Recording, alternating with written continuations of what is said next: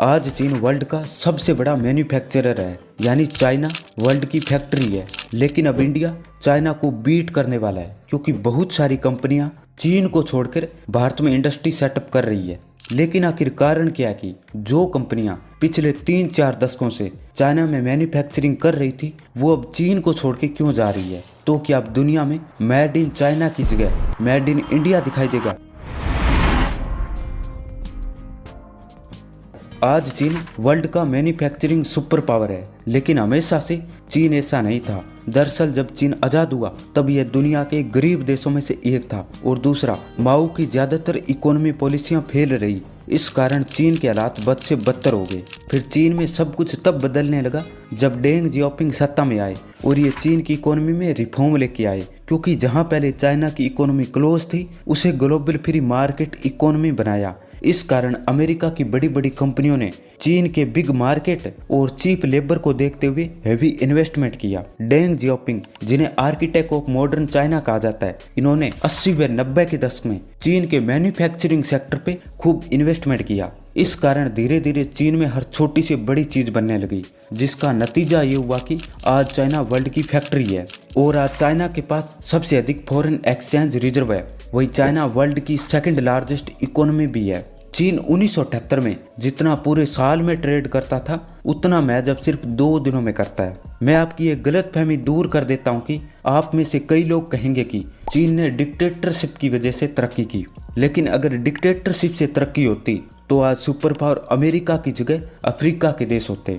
वहीं डिक्टेटरशिप में फैसले लेने और लागू करने का फायदा होता है, लेकिन इतने से सब कुछ नहीं होता, क्योंकि अगर तरक्की का सही प्लान ना हो तो माओ की ग्रेट लीप फॉरवर्ड पॉलिसी के चलते अकाल पड़ा और करोड़ों लोग मारे गए। ये एक डिक्टेटरशिप का ही नतीजा था। चीन ने इंफ्रास्ट्रक्चर पे जो काम किया है वो बेमिसाल है, क्योंकि इससे पहले दुनिया में कहीं पर भी इतना तेजी से इंफ्रास्ट्रक्चर नहीं बना था। डेंग जियाओपिंग की इकोनॉमी रिफॉर्म के समय 1978 में चीन का पूरी वर्ल्ड की इकोनॉमी में योगदान 1% था, वो 2020 तक बढ़कर 18% हो गया है। आज चीन न केवल उभरती हुई इकोनॉमी है, बल्कि चीन उस दौर की ओर बढ़ रहा है जब 17वीं-18वीं शताब्दी में चीन का वर्ल्ड की इकोनॉमी में योगदान 30% था। लेकिन अब चीन में सब कुछ सही नहीं चल रहा है, क्योंकि चीन में मल्टीनेशनल कंपनियां चीन को छोड़ के जा रही है। पिछले साल चाइनीज पीपल पॉलिटिक्स कॉन्फ्रेंस का आयोजन हुआ, जिसमें शी जिनपिंग समेत तमाम कम्युनिस्ट नेताओं ने भाग लिया, जिसमें यह दुनिया को संदेश देने की कोशिश की गई कि उनकी इकोनॉमी काफी मजबूत है और अमेरिका के बहकावे में आके यदि कंपनियां चीन को छोड़ के जा रही है तो उन्हें आगे बहुत पछताना पड़ेगा, क्योंकि चाइना कोविड से उभरकर फिर से तेजी से बढ़ती हुई इकोनॉमी बनने जा रहा है। चाइना एक कम्युनिस्ट देश है, तो उसकी ज्यादातर न्यूज बाहर नहीं आती, क्योंकि मीडिया पे गवर्नमेंट का कंट्रोल है। इसलिए चीन यूं ही परेशान नहीं हो रहा, यानी सच में कंपनियां चीन को छोड़ के जा रही है। चीन से कंपनियां छोड़ने के कई कारण हैं। डोनाल्ड ट्रंप के पीरियड में अमेरिका और चीन के बीच ट्रेड वॉर शुरू हो गया था, जब डोनाल्ड ट्रंप ने चीन के खिलाफ $355 बिलियन के इंपोर्ट पर टैरिफ बढ़ा दिया, जिसके जवाब में चीन ने भी अमेरिका से एक्सपोर्ट होने वाले सामान पर $110 बिलियन का टैरिफ लगाया। वही डोनाल्ड ट्रंप चाहते थे कि अमेरिकी कंपनियां चीन को टेक्नोलॉजी ट्रांसफर ना करे। इस कारण चीन से ऑपरेट करने वाली अमेरिकी कंपनियां चीन को छोड़ के भारत में मैन्युफैक्चरिंग प्लांट सेटअप कर रही है।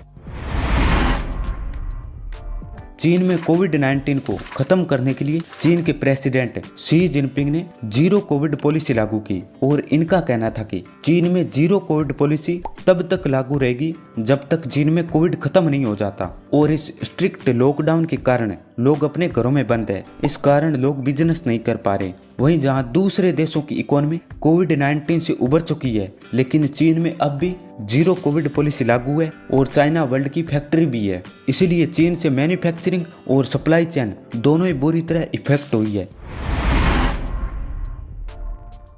चाइना के चीप लेबर के कारण विदेशी कंपनियों ने चीन में हेवी इन्वेस्टमेंट किया, क्योंकि उस समय दुनिया में सबसे कम लेबर कॉस्ट चाइना में थी। लेकिन अब लेबर कॉस्ट बढ़ने लगी है, इसलिए मैन्युफैक्चरिंग महंगी हो रही है और कंपनियों को प्रॉफिट कम हो रहा है। वहीं चीन की वन चाइल्ड पॉलिसी के कारण अब वो वर्कर्स रिटायरमेंट होने की एज के करीब पहुंच गए हैं और उन्हें रिप्लेस करने के लिए नया वर्कफोर्स नहीं है। इसीलिए दोबारा वर्कर्स की डिमांड बढ़ने लगी है और कोई भी वर्कर्स कम कॉस्ट में काम करने को तैयार नहीं है। इसलिए फैक्ट्रियों में काम करने के लिए वर्कर्स नहीं मिल रहे हैं। तो इसका असर चीन पर पड़ता दिखाई दे रहा है और आने वाले दिनों में चीन ने यदि नया वर्कफोर्स तैयार नहीं किया तो चीन के लिए काफी मुश्किलें हो सकती है। इसके अलावा भी कई कारण हैं, जैसे रशिया ने यूक्रेन पे आक्रमण किया, उसी तरह चीन ताइवान को अपना पार्ट मानता है। इसलिए अमेरिका को डर है कि चीन ताइवान पर कब्जा कर सकता है। वही चीन साउथ चाइना सी पर अपना दावा करता है, यानी चाइना की इंपीरियलिस्ट पॉलिसी से दुनिया भली भांति वाकिफ है। इस कारण चीन से कंपनियां दूसरे देशों में जा रही है। ऐसी कई कंपनियां हैं जिन्होंने चीन से बोरिया बिस्तर समेट लिया है और भारत आ चुकी है।